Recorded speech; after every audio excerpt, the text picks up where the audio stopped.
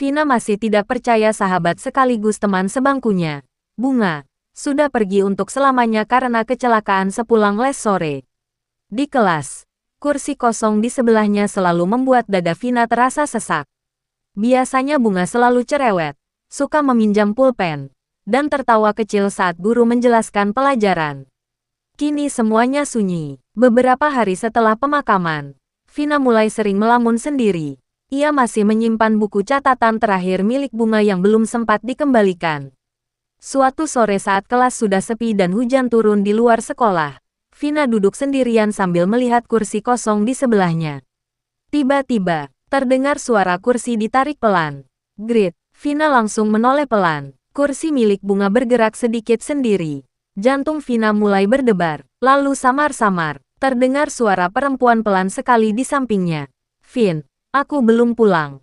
Sejak kejadian kursi bergerak sendiri di kelas, Vina mulai merasa ada yang aneh mengikuti dirinya. Awalnya hanya suara bisikan kecil saat ia sendirian. Kadang saat sedang belajar di rumah, ia merasa seperti ada yang duduk di sampingnya. Namun saat menoleh, tidak ada siapa-siapa. Malam harinya gangguan mulai semakin jelas. Saat hujan turun deras, Vina sedang mencoba tidur sambil memeluk buku catatan milik Bunga. Tiba-tiba terdengar suara ketukan pelan dari jendela kamarnya. Tok, tok, tok.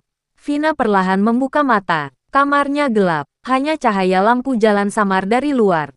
Ketukan itu terdengar lagi. Tok, tok, tok. Dengan tangan gemetar Vina menoleh ke arah jendela, dan tubuhnya langsung membeku. Di balik kaca jendela, ada sosok perempuan berdiri diam dengan seragam sekolah basah kuyup. Rambutnya menutupi wajah, namun Vina tahu itu Bunga. Tas sekolah yang dipakainya masih tas yang biasa dibawa ke sekolah. Vina langsung menarik selimut sambil menangis ketakutan. Lalu terdengar suara pelan dari luar jendela. Vin, aku dingin. Keesokan harinya Vina jatuh sakit. Wajahnya pucat dan sering melamun sendiri. Ibunya mulai khawatir karena setiap malam Vina selalu terbangun sambil menangis. Suatu malam yang paling menyeramkan, ibu Vina mendengar suara dua orang sedang berbicara di kamar Vina. Padahal Vina tidur sendirian. Saat pintu kamar dibuka, Vina sedang duduk di atas kasur menghadap kursi belajarnya. Dan di kursi itu, terlihat bekas basah seperti seseorang baru duduk di sana. Malam demi malam gangguan itu semakin menyeramkan. Vina mulai sering bermimpi bertemu Bunga di sekolah yang kosong dan gelap. Dalam mimpi itu, Bunga selalu berdiri di ujung lorong sambil memakai seragam penuh noda darah. Awalnya ia hanya diam menatap Vina. Namun lama-lama, Bunga mulai mengulurkan tangan. Vin, ikut aku. Suatu malam sekitar jam 2 dini hari, Vina terbangun karena mendengar suara langkah kaki di dalam rumah. Tap, tap, tap. Langkah itu berhenti tepat di depan pintu kamarnya. Lalu terdengar suara Bunga pelan sekali. Aku sendirian, temenin aku ya. Pintu kamar Vina perlahan terbuka sendiri. Dan di depan pintu, berdiri sosok Bunga dengan wajah pucat dan mata kosong. Seragamnya basah seperti habis kehujanan. Di tangannya ada helm sekolah yang pecah. Vina langsung menangis ketakutan. Namun Bunga hanya menatapnya sedih. Aku takut sendiri. Lalu perlahan sosok itu berjalan mundur menuju ruang tengah rumah. Seperti mengajak Vina ikut dengannya. Entah kenapa tubuh Vina seperti sulit bergerak menolak. Ia perlahan turun dari kasur dan mengikuti sosok Bunga sambil mata kosong. Saat hampir sampai pintu depan rumah, ibu Vina tiba-tiba terbangun karena mendengar suara pintu dibuka. Betapa kagetnya ia melihat Vina berdiri di depan rumah tengah malam sambil menatap jalan kosong. Vina, ibunya langsung menarik tubuh Vina sambil panik. Dan saat itu, ibu Vina sempat melihat sesosok anak perempuan berdiri jauh di ujung jalan depan rumah mereka. Diam, dengan seragam sekolah basah kuyup, lalu perlahan menghilang dalam gelap malam. Kondisi Vina semakin mengkhawatirkan setelah malam itu. Ia jadi sering melamun sendiri. Kadang tertawa kecil seperti sedang berbicara dengan seseorang. Bahkan beberapa kali ibunya melihat Vina berdiri di depan rumah tengah malam sambil menatap jalan kosong. Ayah Vina akhirnya meminta bantuan temannya, Pak Rahmat, yang dikenal sering membantu orang yang mengalami gangguan seperti itu. Malam saat Pak Rahmat datang, suasana rumah langsung terasa dingin. Begitu masuk kamar Vina, wajah Pak Rahmat langsung berubah serius. Ada yang masih menempel sama anak ini. Vina yang sejak tadi diam tiba-tiba menunduk pelan. Lalu terdengar suara tangisan kecil keluar dari mulutnya. Finn, ayo pulang. Ibunya langsung menangis ketakutan. Pak Rahmat meminta semua orang tetap tenang lalu mulai membacakan doa. Awalnya Vina hanya gemetar kecil. Namun beberapa menit kemudian tubuhnya tiba-tiba kaku. Matanya menatap kosong ke arah pojok kamar. Dan perlahan, Vina tersenyum sendiri. Senyum yang bukan seperti dirinya. Dia gak mau sendiri. Suara Vina berubah lirik. Lampu kamar mulai berkedip. Udara makin dingin. Lalu terdengar suara ketukan dari lemari pakaian. Tok, tok, tok. Semua orang langsung menoleh. Dan pintu lemari perlahan terbuka sendiri.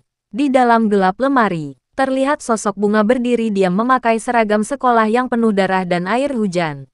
Wajahnya pucat, matanya kosong hitam. Ibunya Vina langsung menjerit. Sementara Pak Rahmat terus membaca doa lebih keras. Tiba-tiba Vina berteriak histeris sambil menangis. Aku takut sendiri. Aku takut sendiri. Pak Rahmat langsung memegang kepala Vina sambil membaca doa. Seketika terdengar suara perempuan menangis memenuhi kamar. Tangisan itu sedih sekali. Sampai akhirnya lampu kamar mati total. Gelap, dan dalam gelap itu, terdengar suara langkah kaki berlari keluar dari kamar menuju ruang tengah rumah. Saat lampu kembali menyala beberapa detik kemudian, Vina langsung jatuh pingsan. Sementara di lantai depan lemari, terdapat genangan air dan helm sekolah retak milik Bunga yang sebelumnya sudah dikuburkan bersama jasadnya. Setelah kejadian malam itu, Pak Rahmat meminta helm retak milik Bunga segera dibungkus kain dan dibawa keluar rumah.